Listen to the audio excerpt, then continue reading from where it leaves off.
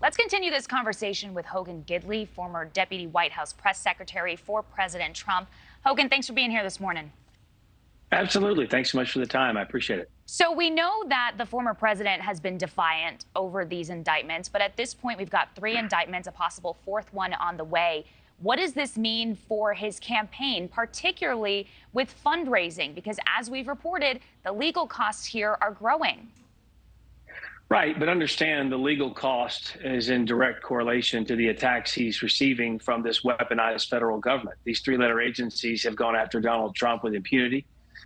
They do it to most Americans, actually, who don't agree with their particular point of view. If you like the wrong tweet, if you download the wrong podcast, if you attend the wrong speech, somehow you're in the crosshairs of this administration and the federal government. Donald Trump just happens to be the tip of the spear. And what he talks about on the campaign trail, to great applause and also great accuracy, is that, hey, they're not indicting me, they're indicting you, the American people.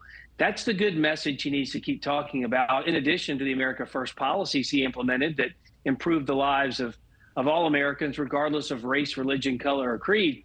But the fact is, we've got a long way to go in this election. And Donald Trump has been under assault before he was in the White House, while he was in the White House, and of course, since after he's been in the White House. And in large measure, the Republican base sees that as an attack on the conservative ideology. But Hogan, I want to ask, I'm sorry to interrupt. I want to ask your response to something that the former president posted on Truth Social. He said, I need one more indictment to ensure my election. Yeah. Behind closed doors, is that how Mr. Trump really feels? I mean, is he sort of, maybe enjoying is the wrong word, but is he sort of reveling in these indictments?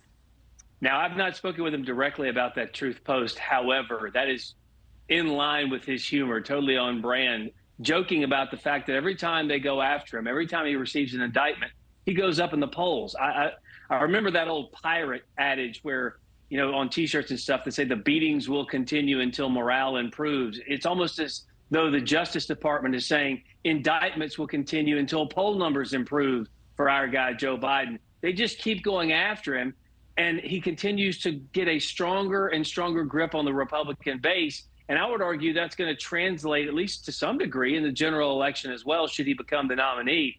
And so I think the American people understand the fact of what Donald Trump is facing here, and that is the severity of these charges. But these allegations have been following him for a long time in various ways, and they've all been proven to be untrue. I think he's just standing up and saying, here's another in a long line of falsities about me, another attack that doesn't make any sense, that has no merit, has no evidence, has no basis in fact. And I think that's what that post was about. Last question for you here. The judge yesterday was warning the former president not to try to influence a juror, but he is expected to speak at a GOP dinner in Alabama tonight. Do you expect Mr. Trump to talk about this latest indictment, or do you think he'll kind of skirt around it? Well, if history is any guide, of course he's going to talk about it. And look, it's well within his right to do so under the First Amendment. Obviously, the judge has her own axe to grind. Being an Obama appointee, a Democrat donor, she worked with Hunter Biden. She's already ruled against Donald Trump on another case. She gave January 6th people more sentence than was being requested, harsher penalties, I should say.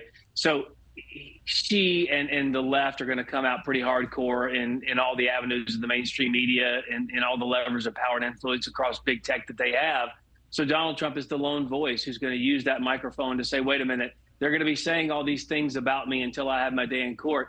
Let me give you some information in the meantime. I think that's well within his rights, and I fully expect him to do that at every opportunity.